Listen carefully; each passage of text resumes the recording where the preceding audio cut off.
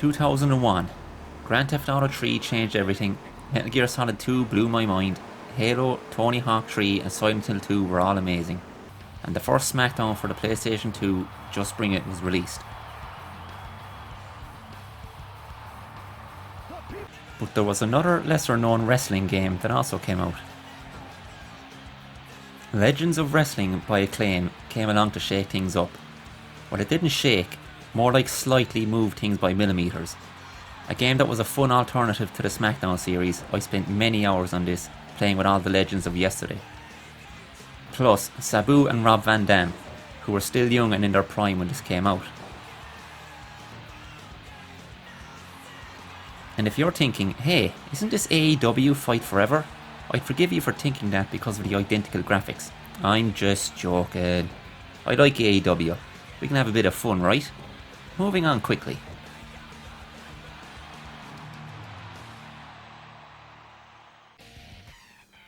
Let's start with the roster, which was the big selling point of this game. This is pretty much a WWE Hall of Fame game. Legends from WWE, NWA, WCW, AWA and ECW are included. I'm just going to say W one more time because I feel like I haven't said it enough. W. You've got Bret Hart, Jimmy Snuka, Jerry Lawler, Harley Race, King Kong Bundy, all the Von Erichs, Coco Beware, the Road Warriors and Terry Funk, just to name a few. And as I mentioned before, there's also Rob Van Dam and Sabu, which, even back then, I wondered why they were there. It's not that they don't deserve to be included, it's just that everyone else is 100 years older than them.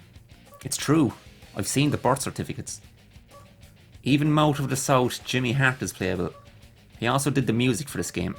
Fun fact, that's literally the only cool bit of information I could find for this game.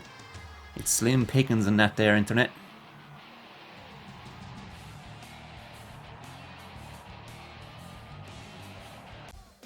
And of course, we've got Hulk Hogan. This was back when he was fighting for the rights of every man. Right, Hulk? Hulk? No, stop! Oh, you got me, brother! As for the available game modes, we've got your standard 1v1, tag team match, triple threat and fatal 4-way. It's a lot less than what we got with the SmackDown games, but it's totally understandable. They would add more fun match types in the sequel. There's also a career mode and the ability to create your own tournament, which is how you unlock extra wrestlers.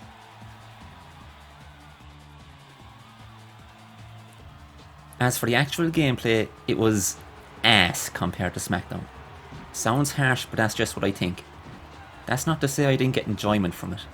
It kind of reminded me of WWF Warzone in the way that it plays. More sluggish compared to SmackDown. I've never played No Mercy, so I can't compare it to that. Someone in the comments can let me know if it's similar. You've got 3 different types of strikes, weak, medium and strong, which depends on the direction you're holding and the square button. You've got quick grapple attacks on triangle, and you've got stronger grapple attacks on circle. This is where it gets interesting. Once you press circle to lock up, you then press another face button to decide which kind of attack you want to do. Pressing circle will place opponents in a powerbomb pile driver position, square for a suplex, triangle for a varying move depending on which wrestler you use, and finally, the X button to deliver a headbutt. Ah, good old headbutt.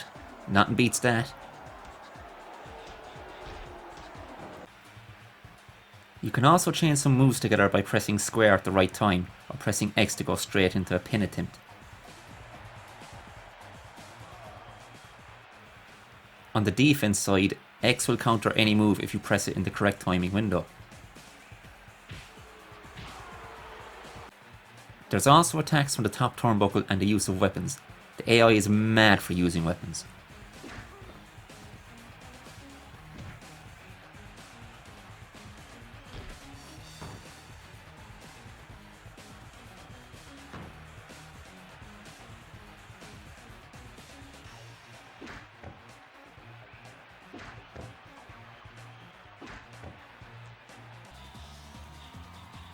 Something that is super cool is the blood in this game.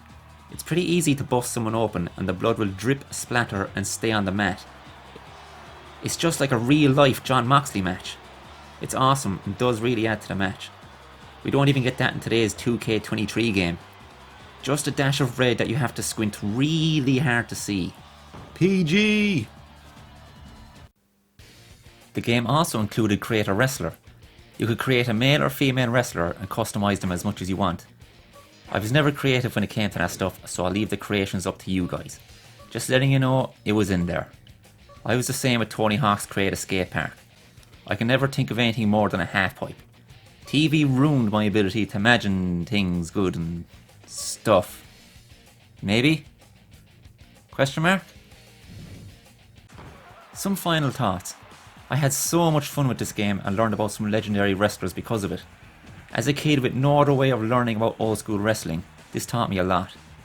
If they weren't mentioned on WWE TV, I had no way of hearing about them. Let's just say the Von Erichs, Eddie Gilbert and Ivan Putski were never over in Ireland. The game was followed up by 2 sequels.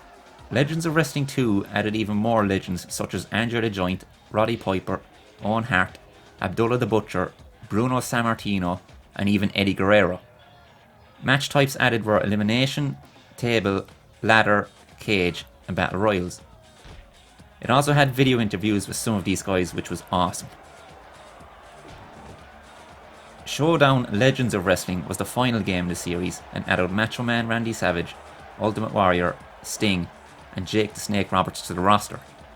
Iron Man matches, First Blood, and 2 out of 3 fall matches were added to this one. Ultimately, these games could never hold a candle to the SmackDown games at the time, but were a fun alternative. I would even recommend picking them up if you ever see them for sale and like to collect this kind of stuff. That brings us to the end of this little trip back in time. Be sure to acknowledge me by liking the video and subscribe to the channel to see more like this in the future.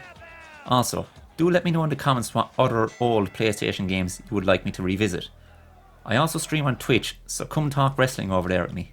Thanks for watching. Good luck.